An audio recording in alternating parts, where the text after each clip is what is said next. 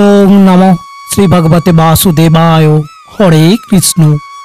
नमस्कार प्रिय भक्तबिंदगण, आज आमरा जानबो मन थेके भक्ति भरे भगवानेर नाम निले भगवान सारा देन किना। और एटा जाना बर्तमान जुगे प्रत्येक व्यक्तिर अवश्यनीय, कारण अनेके ता मानेन ना।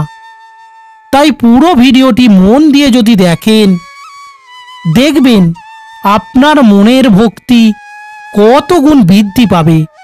ताहले आसुन जेने निई एकटी छोट्ट काहिनीर माध्यमे।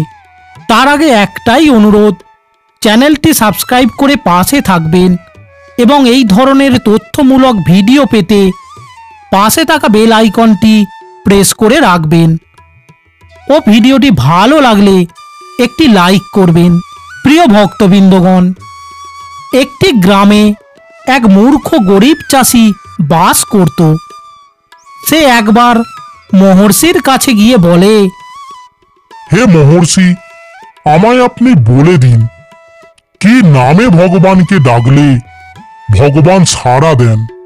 तखन महर्षि सेई चाषीटिके बोलेन, तुमी अगमोचन अगमोचन नाम जप करबे, ताहलेई भगवान तोमाय साड़ा देवेन।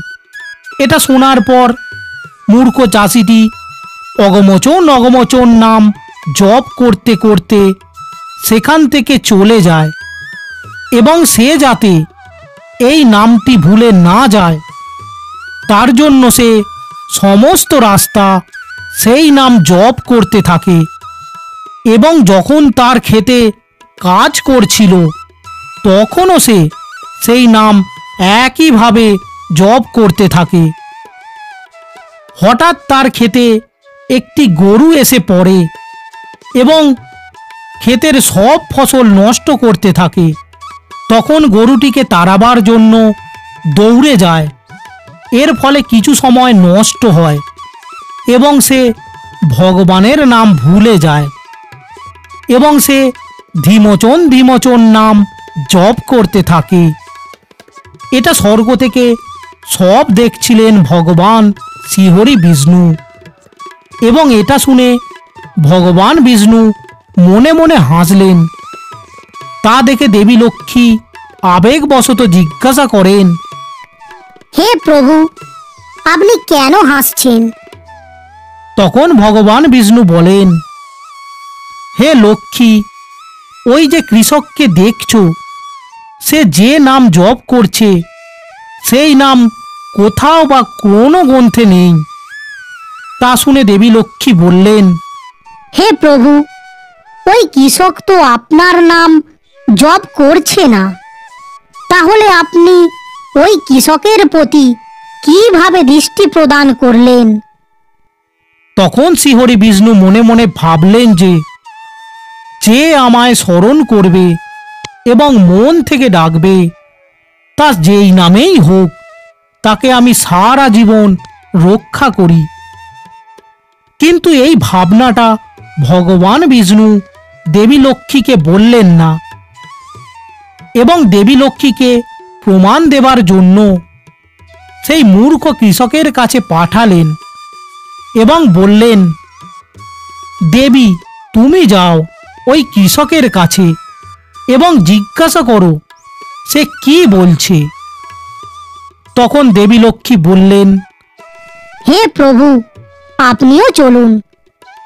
তখন ভগবান বিষ্ণু ও মাতা লক্ষ্মী সেখানে এলেন এবং তারপর ভগবান বিষ্ণু বললেন, আমি ওই গাছের পিছনে লুকিয়ে আছি, তুমি যাও কৃষকের কাছে এবং জিজ্ঞাসা করো সে কি বলছে। তখন দেবী লক্ষ্মী পরীক্ষা করার জন্য সেই মূর্খ কৃষকের কাছে যান এবং বলেন, হে কৃষক, তুমি কি বলছো? এটা কৃষক শুনে কোনো সাড়া দিল না এবং ধীমোচন ধীমোচন বলে নাম জপ করতেই থাকে। এটা দেখে দেবী লক্ষ্মী আবার জিজ্ঞাসা করলেন। তখনও কৃষক দেবী লক্ষ্মীর কথার কোনো উত্তর দিল না, কারণ কৃষক ভাবল যদি কথা বলতে যাই তাহলে আমি ভগবানের নাম ভুলে যাব। এই ভেবে কৃষক কোনো উত্তর দিল না। তারপর দেবী লক্ষ্মী আবার জিজ্ঞাসা করলেন, হে কৃষক, তুমি কার নাম বলছো? তখন মূর্খ কৃষকটি ঠিক থাকতে না পেরে রাগের মাথায় বলে, আমি তোর স্বামীর নাম বলছি। এটা শুনে দেবী লক্ষ্মী একটু চিন্তায় পড়ে যান এবং ভাবেন, এই কৃষক কি করে জানল? তখন দেবী লক্ষ্মী কৃষককে পরীক্ষা করার জন্য বলেন, তুমি আমার স্বামীর নাম জানলে কি করে? এবং কৃষককে জিজ্ঞাসা করেন, তাহলে তুমি বলো তো, আমার স্বামী কোথায় আছে? তখন মূর্খ কৃষক রাগের মাথায় বলে, তোর স্বামী ওই গাছের পিছনে আছে, যা তুই ওই গাছের পিছনে গিয়ে দেখ। তখন দেবী লক্ষ্মী বলে উঠলেন, হে প্রভু, আর লুকিয়ে থেকে লাভ নেই, আপনি বেরিয়ে আসুন। তখন ভগবান শ্রীহরি বিষ্ণু গাছের পিছন থেকে বেরিয়ে এলেন এবং দর্শন দিলেন, এবং এটা মূর্খ কৃষকটি দেখে এবং তার জীবন ধন্য হয়।